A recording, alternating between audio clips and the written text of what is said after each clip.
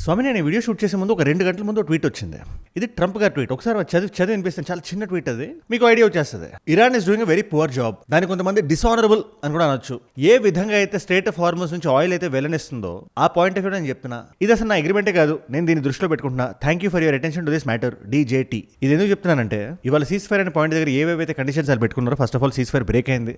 ఇవాళ దేశం గురించి మనం మాట్లాడదాం. క్రిస్టల్ క్లియర్ గా దేశం అంటే ఆ బ్లాక్ షీప్ ఎవరో మీకు అర్థమైపోతుంది ఇంకొక 1-2 minutes లో. బట్ దానికన్నా ముందు సీజ్ ఫైర్ ఎలా బ్రేక్ అయింది అని JD Vance గారు అమెరికన్ వైస్ ప్రెసిడెంట్ మాట్లాడడం మనం వినాల్సి వస్తే ఒక్కసారి మీరు ఫస్ట్ ఆయన ఏం చెప్తున్నారు వినండి, దాని తర్వాత నేను ఎక్స్ప్లెయిన్ చేస్తాను. ఫస్ట్ మీరు వినండి. The Iranians thought that the ceasefire included Lebanon and it just didn't.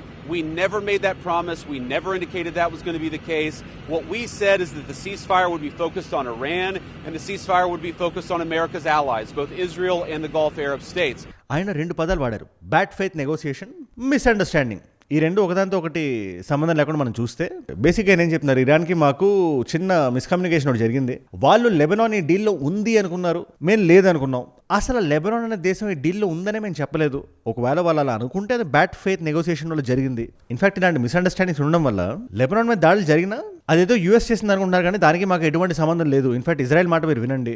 Israel ఏం చెప్తుంది, ఇక్కడ కాంటెక్స్ట్ అర్థం కావాలంటే సీజ్ ఫైర్ 2 weeks అని చెప్పారు. అది చెప్పిన కొన్ని గంటల తర్వాతే లెబనాన్ మీద దాడులు జరిగాయి. 250 మందికి పైగా చనిపోయారు, 100 buildings పైగా దాడులు జరిగాయి. అవి మీలాంటి నాలాంటి ఉండే రెగ్యులర్ సాధారణ సగటు వ్యక్తులు ఉండే బిల్డింగ్స్, అవి సివిలియన్స్ ఉండే బిల్డింగ్స్. అది ఎవరు చేశారంటే ఇజ్రాయెల్ చేసింది. ఇజ్రాయెల్ ఎందుకు చేసిందంటే అక్కడ హెజ్బుల్లా ఉంది. హెజ్బుల్లా ఏంటంటే అది ఇరాన్తో ఎలా అయినా ఉన్న ఒక ప్రాక్సీ ఆర్గనైజేషన్ లాంటిది. అది అక్కడ పాలిటిక్స్లో కూడా ఉంది, ఒక రాజకీయ పార్టీ అది అక్కడ లెబనాన్లో. కానీ Hezbollah core identity, core ideology మనం చూస్తే మేము ఇజ్రాయెల్ అనే పాయింట్, ఇజ్రాయెల్ అనే దేశాన్ని ప్రపంచ మ్యాప్లో ఉండకుండా మేము చూస్తాం అనేది హెజ్బుల్లా పాయింట్. మరి హెజ్బుల్లా ఉండాలని ఇజ్రాయెల్ ఎందుకు అనుకుంటుంది, దాడులు చేసింది. కాకపోతే ఇక్కడ టైమింగ్ మ్యాటర్స్. ఇక్కడ సీజ్ ఫైర్ అనౌన్స్ చేసిన 2-3 గంటల తర్వాత పద్ధతిగా ప్లాన్ చేసి మరి కొన్ని గంటల తర్వాత దాడులు మొదలైనాయి. అండ్ దీని అంతటికి కారణం PR చేసుకుందాం అనుకునే ఒక దేశం. ఆ దేశం పేరు పాకిస్తాన్. ఇవాళ మీరు రకరకాల న్యూస్ ఆర్టికల్స్ చూడండి, CNN, న్యూయార్క్ టైమ్స్, మీరు యూరోప్కి వస్తే గార్డియన్, ఇది అది అల్ జజీరా అని చెప్పి మీరు హెడ్లైన్స్ చూస్తే పాకిస్తాన్ పేరు ఉంటుంది. So how Pakistan manage to brokerage the deal between America and Iran అని చెప్పి ఇది అది అని చెప్పి రకరకాల హెడ్లైన్స్, వైవిధ్యభరితమైన టైటిల్స్తో పాకిస్తాన్ పేరు మనం ఇవాళ చూస్తాం. ఇదే పాకిస్తాన్ అనాదిగా వస్తున్న అదే కకృతి వల్ల మేము కూడా ఉన్నాం అని ప్రపంచానికి చెప్దాం అనే ఒక ఆ తుత్తర వల్ల ఇవాళ ఒక క్రాస్ ఫైర్ ఇరుక్కుంది. అటు అమెరికా హ్యాపీగా లేదు, ఇటు ఇరాన్ హ్యాపీగా లేదు. ఇజ్రాయెల్ అసలు పాకిస్తాన్ రిలయబుల్ పార్ట్నరే కాదని చెప్తుంది. What entirely is happening? And ఇది భారతదేశం కీన్గా ఎందుకు అబ్జర్వ్ చేయాలి? ఎందుకంటే ఇవాళ అమెరికా పాకిస్తాన్ ఎంత క్లోజ్ గా వర్క్ చేస్తున్నాయి మనం చూస్తే ఈ సీజ్ ఫైర్ డీల్లోనే డైరెక్ట్ గా అమెరికన్ న్యూస్ ఏజెన్సీ హెడ్లైన్ చూడండి, న్యూయార్క్ టైమ్స్ అనుకుంటుంది. అమెరికా పాకిస్తాన్ కలిసికట్టుగా పనిచేసి ఇన్ఫాక్ట్ అమెరికానే పాకిస్తాన్కి ట్వీట్ ఏమని ఇచ్చింది. ఇన్ఫాక్ట్ అమెరికా ఏం చెప్తే పాకిస్తాన్ చేస్తుంది, అమెరికా చప్పట్లు కొడుతుంది. వీళ్ళిద్దరు కోఆర్డినేటెడ్ వర్క్ చేస్తారని చెప్పి మాట్లాడుతున్నారు. ఇది భారతదేశానికి చాలా కన్సర్నింగ్. ఇది రేపు పొద్దున్న ఆపరేషన్ సింధూర్ రెజ్యూమ్ అయినా కూడా వీళ్ళు ఇలాగే కలిసికట్టుగా పనిచేయరు అని మనం చెప్పలేని పరిస్థితి వల్ల. That is the reason it's very important Bharat perspective లో కూడా. అండ్ ఇవాళ మనం ఈ వీడియోని దీని చుట్టూనే రౌండ్ ఆఫ్ చేద్దాం. It's very important. డైలీ వస్తాయి రెండు వీడియోస్, యుద్ధానికి సంబంధించి గంటకి అప్డేట్స్ వస్తున్నాయి. ఈ మొత్తం ఇంపార్టెంట్ ఇన్ఫర్మేషన్ కండెన్స్ చేసి మనందరం మాడుకునే భాషలో ఒక 10-15 నిమిషాలు వీడియో చేసి మీ ముందు పెట్టేస్తా. ఇది మీరు మిస్ అవ్వకూడదు. ఈ నాలెడ్జ్ ఫిల్ మీ దాకా రావాలి అని మీరు అనుకుంటే కింద కనబడే సబ్స్క్రైబ్ బటన్ నొక్కి పెట్టేసుకోండి. సబ్స్క్రైబ్ చేశారుగా, డన్ స్వామి. అసలు ఈ కాంటెక్స్ట్ మొత్తం మనకు అర్థం కావాలంటే ఇజ్రాయెల్ పాయింట్ ఆఫ్ వ్యూ మనం చూడాలి. ఎందుకంటే ఇజ్రాయెల్ మనసులో ఏమనుకుంటుందో మీరు జాగ్రత్తగా గమనించండి. ఇజ్రాయెల్కి ప్యాలెస్టైన్కి మధ్యలో ఉండే ఈ సమస్య అది చిరిగి చాట్ అంతే. ఇరాన్ ఎంటర్ అవ్వడం, అటు అమెరికా ఎంటర్ అవ్వడం, గల్ఫ్ కంట్రీస్ ఎంటర్ అవ్వడం, స్ట్రెయిట్ ఆఫ్ హార్మోస్ని క్లోజ్ చేయడం, తద్వారా చైనా ఇన్వాల్వ్ అవ్వడం, ఇండియా ఇన్వాల్వ్ అవ్వడం, ఇలా ప్రపంచంలో ఉండే ఒక్కొక్క దేశం పెరుగుతా వస్తుంది. ఇది ఒక 40-45 డే యుద్ధంలా మారింది ఇవాళ. జస్ట్ అది మొదలైంది ఇజ్రాయెల్ దగ్గర. అండ్ ఇజ్రాయెల్కి ఎనిమీస్ ఎవరు? ప్రస్తుతానికి సింపుల్గా అందరికీ అర్థమయ్యే భాషలో చెప్పాలంటే ప్రస్తుతానికి గాజాలో ఉండే హమాస్, లెబనాన్లో ఉండే హెజ్బుల్లా, యెమెన్లో ఉండే హౌతీస్, వీటిలన్నిటికీ ఆశ్రయం ఇస్తున్న ఇరాన్ సపోర్ట్ చేస్తున్న చైనా, రష్యా. ఇజ్రాయెల్కి తోడుగా ఉండి హెల్ప్ చేస్తున్నది ఎవరు? అమెరికా. నా ఇప్పుడు సీజ్ ఫైర్ అయింది అనుకోండి, ఫర్ ఎగ్జాంపుల్ సీజ్ ఫైర్ అయిపోయింది. ఈ యుద్ధం అసలు ఏమేమి ఆబ్జెక్టివ్స్తో మొదలైంది? ఇరాన్లో రెజ్యూమ్ చేంజ్ చేద్దామని, న్యూక్లియర్ కేపబిలిటీస్ని క్రిపుల్ చేద్దామని, అసలు న్యూక్లియర్ అణుబాంబులు ఉండకూడదు అక్కడ అని, ఆల్రెడీ ఎగ్జిస్ట్ అవుతున్న 450 kilograms ఆఫ్ ఎన్రిచ్డ్ యురేనియంని తీసేసుకుందామని, లాగేసుకుందామని. ఇలా ఒకటా రెండా? ఇందులో ఒక్కటైనా నెరవేరిందా? లేదు. 40 రోజులు అయింది ప్రస్తుతానికి. కానీ యుద్ధం ఆగిపోయి సీజ్ ఫైర్ అయిపోయి జస్ట్ స్ట్రెయిట్ ఆఫ్ హార్మోస్ చుట్టూ యుద్ధం జరిగితే, ఇన్ఫాక్ట్ దాని మీద బేస్ అయ్యి యుద్ధం ఆగిపోతే మోస్ట్ లూజ్ అయ్యేది ఎవరు? Israel. So they want to keep this war alive. అందుకే సీజ్ ఫైర్ జరిగినా కూడా సీజ్ ఫైర్ని చాలా క్షుణ్ణంగా అబ్జర్వ్ చేసి ఇందులో ఈ డీల్లో ఏ దేశం లేదని చూసి, ఆ దేశంలో హెజ్బుల్లా ఉంది కదా అని చెప్పి హెజ్బుల్లా టార్గెట్స్ మీద మేము దాడి చేస్తున్నాం అని చెప్పి చేసిన దాడిది. అండ్ ఇక్కడ మిస్కమ్యూనికేషన్ జరిగిందని చెప్పి వాళ్ళు ఇజ్రాయెల్ ఎందుకంటుంది? Israel is very clear. అసలు పాకిస్తాన్ మీరు నమ్మారు? Pakistan is an unreliable partner. Well, we don't trust Pakistan. I think that they have been behaving very problematically when it comes to sponsoring of terrorism. They don't recognize our state. The Americans have decided to get their assistance, their facilitation. ఇది నేను చెప్పట్లేదు, Israel ambassador to India is directly making these comments. ఏ దేశాలు అయితే Turkey, Azerbaijan లాంటి దేశాలు ఉన్నాయో, ఏ దేశాలు అయితే హమాస్కి ప్రాక్సీ సపోర్ట్ ఇస్తుంటాయో ఆ దేశాల్లో పాకిస్తాన్ కూడా ఉంది. అలాంటి పాకిస్తాన్ మేము ఎందుకు నమ్ముతాం? అసలు మీరు ఎందుకు నమ్మారు మీరు అని చెప్పి యూఎస్ని, ఇరాన్ని అడుగుతుంది. అసలు ఇంకా క్లియర్గా చెప్పాలంటే ఈ టూ టైమింగ్ నేచర్ అనేది పాకిస్తాన్కి ఎప్పటి నుంచో ఉంది.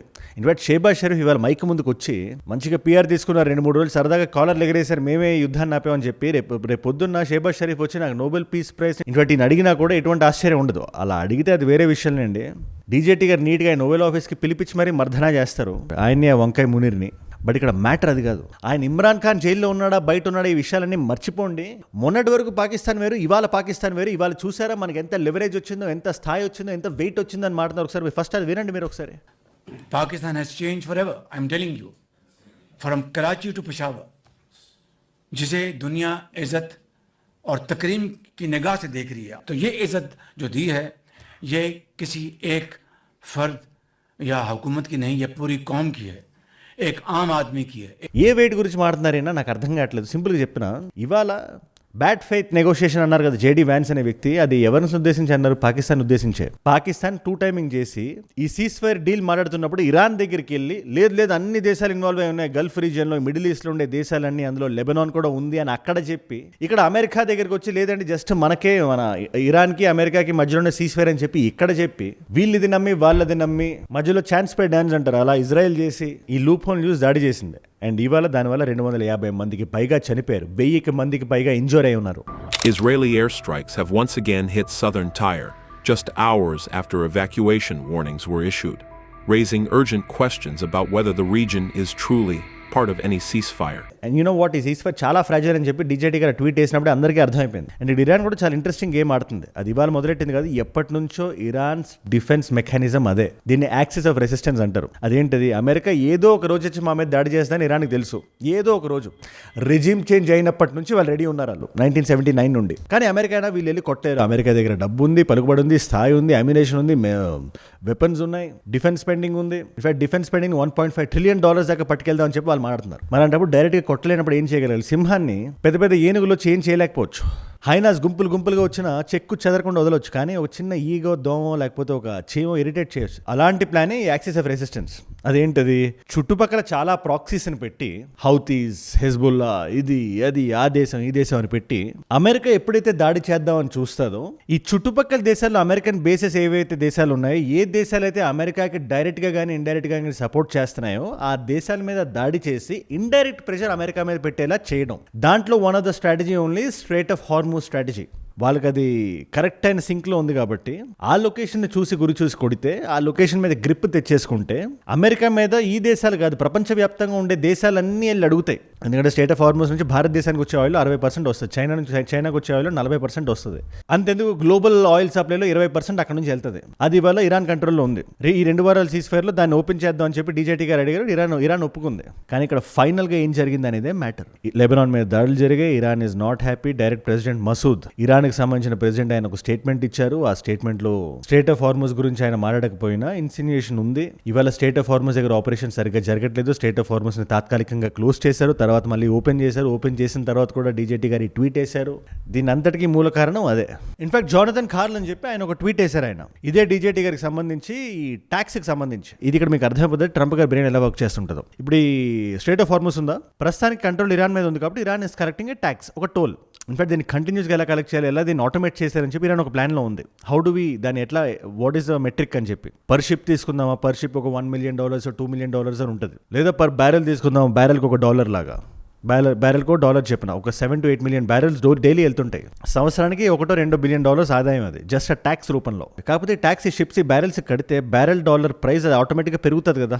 ఈ విషయాన్ని తీసుకెళ్లి ఆయన, ఈ జోనథన్ కార్ల్ అనే వ్యక్తి ట్రంప్ గారికి చెప్పారని చెప్పి, ఆయన ఉద్దేశం ఎందుకు చెప్పారు, లేదు సార్ ఇది ప్రపంచవ్యాప్తంగా ఇది కొంచెం ఇన్ఫ్లేషన్ అది కొంచెం అటు ఇటు అవుతుంది, సప్లై చైన్స్ కుదేలు అవుతాయి, మీరు ఒకసారి ఆలోచించండి మీరు అంటే, లేదు it's a beautiful thing, this is exact statement, this is a beautiful thing. In fact నేను ఇరాన్తో వెళ్ళి మాట్లాడి ఈ డబ్బులు ఈ ట్యాక్స్ తీసుకునే దాంట్లో షేరింగ్ ఎలా చేయాలో నేను ఆలోచిద్దాం అనుకుంటాను అని చెప్పి అన్నారంట. ఇది నేను చెప్తున్నమాట కదా, ఆయనే అన్నారు. ఒకసారి మీరు చూడండి ఆ ట్వీట్. ఆయన ఒక బిజినెస్ బ్యాక్గ్రౌండ్ నుంచి రావడం వల్ల ప్రతి ఒక్క విషయాన్ని బిజినెస్ యాంగిల్లో చూడ ఆయనకు అలవాటు అయిపోయింది. అది ఆయనకి ఇన్హెరెంట్గా వస్తుంది. అందుకే ఆయన్ని కొత్తగా ఆయనకు పదవి నుంచి పిలుస్తున్నారు crypto currency chief of the world అని. ఈయన అమెరికా ప్రెసిడెంట్ కాదు, ఆయన క్రిప్టో కరెన్సీ చీఫ్, వాళ్ళకి ఆయనకు సబార్డినేట్స్ ఈ వంకాయ్ మునీర్, షేబాజ్ షరీఫ్ అని చెప్పి, అందుకే వీళ్ళు ముగ్గురు కోఆర్డినేటెడ్గా పనిచేస్తున్నారని చెప్పి. బట్ ఇది వీళ్ళు అనుకున్నంత ఈజీయా అంటే కాదు, కానే కాదు. Oman is rejecting it. మీరు స్టేట్ ఆఫ్ హార్మోస్ మీరు చూసుకుంటే జియోగ్రఫికల్గా పైన ఇరాన్ ఉంది, కింద ఒమాన్ ఉంది. యుఎన్ క్లాస్ అని చెప్పి ఇంటర్నేషనల్ లా, ఏదైనా ఒక ల్యాండ్ బార్డర్కి ఒక 12-13 నాటికల్ మైల్స్ దాకా ఓకే, అది దాటిన తర్వాత ఇంటర్నేషనల్ వాటర్స్ కింద వస్తుంది. అది ఎవరి సొత్తు కాదు, జస్ట్ జియోగ్రఫికల్గా క్లోజ్గా ఉన్నాం అని చెప్పి ఎవరి కాళ్ళు ట్యాక్స్లు వేసుకుంటా పోతే just imagine the world situation. దాని సదన్ పార్ట్లో ఒమాన్ ఉంది కదా. ఇలాంటి నిర్ణయాలు మీరు తీసుకోకుండా మీనింగ్ క్వశ్చన్ మాట్లాడుతున్నారు. ఇప్పుడు నేను మిమ్మల్ని అడుగుతున్నా, ఈ ఎంటైర్ సిచ్యువేషన్లో, ఈ గ్లోబల్ వరల్డ్ ఆర్డర్లో ఏదైతే నడుస్తుందో పాకిస్తాన్ రోల్ ఒక మీడియేటర్లో, కొరియర్ బాయ్లో ఎలా నిర్వర్తించిందని చెప్పి మీరు అనుకుంటున్నారో నాకు కింద కామెంట్స్ మీరు ఖచ్చితంగా మీరు రాయాలి, రోస్ట్ చేయాలి, రాయండి, ఖచ్చితంగా రాయండి మీరు. అండ్ ప్రపంచవ్యాప్తంగా కూడా మీరు ఎక్కడి నుంచి చూస్తున్నా కూడా, ఎందుకంటే గల్ఫ్ రీజియన్స్లో చాలా మన తెలుగు వాళ్ళు చాలా మంది ఉన్నారు. అండ్ దేర్ సీయింగ్, మేము ఇట్లాంటి సైరన్స్ వింటున్నాం, మిసైల్ సౌండ్స్ వింటున్నాం, అది ఇది అని చెప్పి అంటున్నారు. అది మీ పర్సనల్ ఎక్స్పీరియన్స్ కింద కామెంట్స్లో రాయండి మీరు. గ్రౌండ్ రియాలిటీని మీకన్నా యాక్యురేట్గా ఎవరూ చెప్పలేరు. I want you to right. Gulf region కాదు, ప్రపంచవ్యాప్తంగా మీరు ఎక్కడున్న, అమెరికాలో ఉన్నా కూడా మీరు రాయండి కింద. ఇవాళ మల్టిపుల్ చాయిస్ క్వశ్చన్ మీ అందరికీ. లెబనాన్లో సివిల్ వార్ ఏ సంవత్సరంలో మొదలైంది? Option A is 1962, option B is 1967, option C is 1975, option D is 1979. మీకు సమాధానం తెలిసి కింద రాయండి. తెలుసుకుందాం అనుకుంటే ఇన్స్టాగ్రామ్కి వచ్చేసేయండి. అక్కడ అజయ్ ఫ్రామ్ ఏజుడ్ అని ఉంటుంది, అజయ్ ఫ్రామ్ అని రాయండి. It's verified profile, tick mark ఉంటుంది, 1+ మిలియన్ ఫాలోవర్స్ ఉంటారు. మీరు టక్ అని వచ్చేయచ్చు. అక్కడ ఇలాంటి వీడియోస్ని రీల్స్లో చూడొచ్చు. నా లైఫ్లో నా చుట్టూ ఏమైనా జరుగుతున్నా, నాకు ఏదైనా వీడియో ఐడియా టాపిక్ మీరు ఇద్దామనుకున్నా కూడా it's a great place, definitely check it out. అక్కడ ఇన్ఫాక్ట్ మీరు చాలా ఆర్టికల్స్ పంపిస్తున్నారు యుద్ధానికి సంబంధించి. ఈ ట్రంప్ ట్వీట్ మీరే పంపించారు నాకు, ఆర్ ఫలానా 2 గంటల ముందు ఇదైంది, 3 గంటల ముందు ఇదైంది అన్న అని చెప్పి మీరు పంపిస్తున్నారు. మీరు అది నేను ఈ వీడియోస్లో యాడ్ చేస్తాను, ఆథెంటికేట్ చేసి.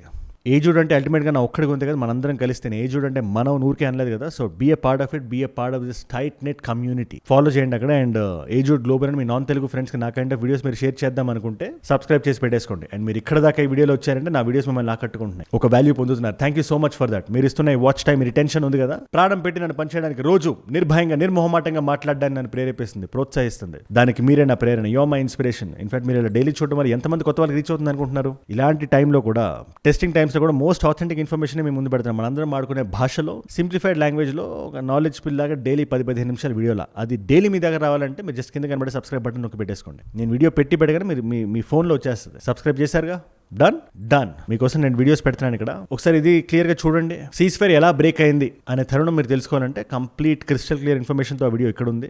లేదా అసలు యుద్ధమే ఎలా మొదలైంది అనుకుంటే ఆ వీడియో ఇక్కడ ఉంది. మీకు ఏ వీడియో ఇంట్రెస్ట్ ఉంటే ఆ వీడియోని చూడండి. నేను మళ్ళీ మిమ్మల్ని రేపు ఇంకో వీడియోతో కలుస్తా. మనందరం కలిసి పెరగాలి, కలిసి ఎదగాలి. Let us all grow together. Let us all rise together. Rise above ignorance, rise above arrogance, rise above hate. ఏజుడ్ అంటే మనం. జై హింద్, జై భారత్, జై ఆంజనేయ, ఓం నమః శివాయ, స్వామి శరణమయ్యప్ప.